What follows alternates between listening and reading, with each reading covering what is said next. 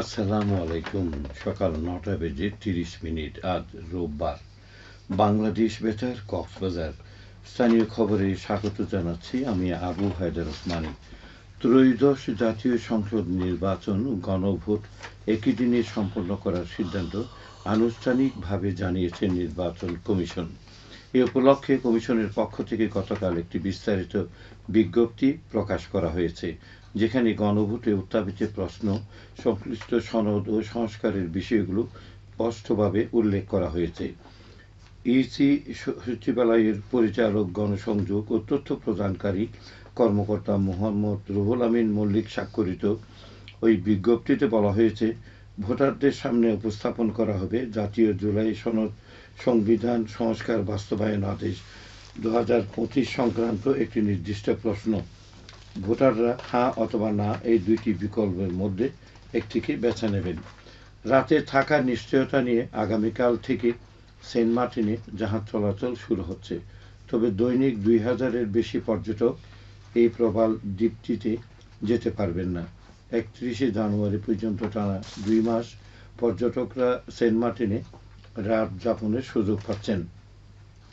কক্সবাজার শহরের নুনিয়াছড়া জেটি ঘাট থেকে সকাল 7টায় জাহাজ ছেড়ে যাবে। পরদিন বেলা 3টায় সেন্ট মার্টিন থেকে সেই জাহাজ কক্সবাজার ফিরে আসবে। জেলা প্রশাসন জানায়, সেন্ট মার্টিনের জীববৈচিত্র্য রক্ষায় সরকারের জারি করা 12টি নির্দেশনা এবার কঠোরভাবে বাস্তবায়ন করা হবে।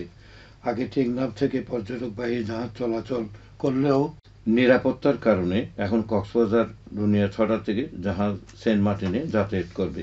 কক্সবাজারের অতিরিক্ত জেলা ম্যাজিস্ট্রেট শহীদুল আলম বলেন, MB Karnaphuli Express, MB Baroaulia, Keari Sinbad ও কেয়ারি ক্রুজ অ্যান্ড ডাইন নামে 4টি জাহাজ কক্সবাজার থেকে সেন্ট মার্টিন নৌপথে চলাচলের জন্য জেলা প্রশাসন থেকে অনুমতি নিয়েছে। চকরিয়া উপজেলার বদরখালীতে একটি অবৈধ আর্টিসানাল ট্রলিং বোট, জাল ও সামুদ্রিক মাছ জব্দ করেছে কোস্টগার্ড।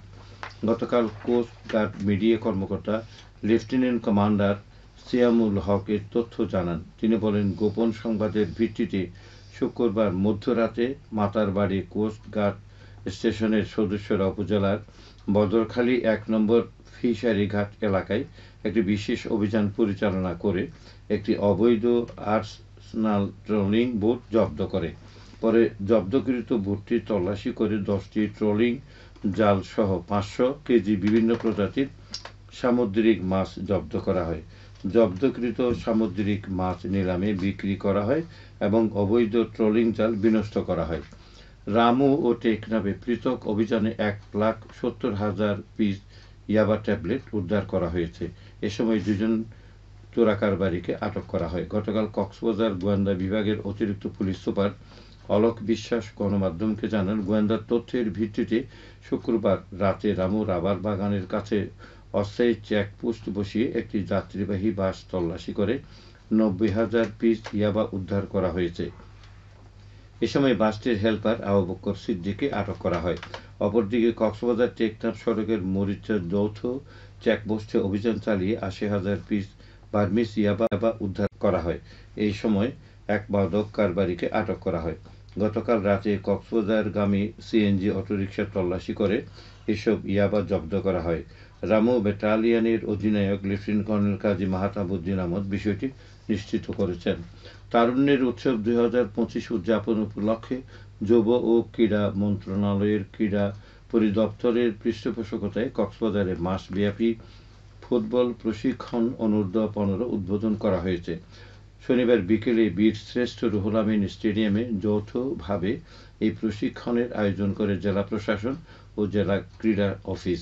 জেলা ক্রীড়া সংস্থার সহযোগিতায় উদ্বোধনী অনুষ্ঠানের প্রধান অতিথি ছিলেন যুব ক্রীড়া মন্ত্রণালয়ের অতিরিক্ত সচিব মোহাম্মদ সেলিম ফকির। তিনি বলেন, যুবদের অপরাধমূলক কাজ থেকে দূরে রাখতে হলে জেলা উপজেলার বিভিন্ন অঞ্চলেও ফুটবল, ক্রিকেট সহ খেলাধুলার চর্চা বাড়াতে হবে। অতিরিক্ত জেলা প্রশাসক ইমরান হোসেন সজীবের সভাপতিত্বে এতে বিশেষ অতিথি ছিলেন জনপ্রশাসন মন্ত্রণালয়ের অতিরিক্ত সচিব আফজালুর রহমান, জাতীয় ক্রীড়া পরিষদের নির্বাহী পরিচালক কাজী নজরুল ইসলাম।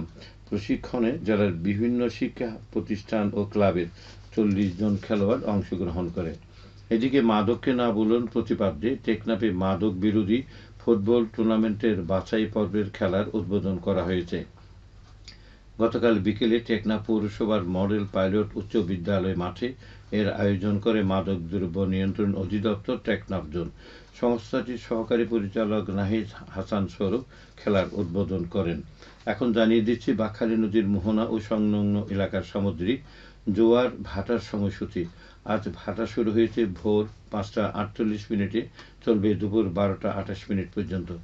জোয়ার শুরু হবে দুপুর 12টা 28 মিনিটে, চলবে সন্ধ্যা 6টা 56 মিনিট পর্যন্ত।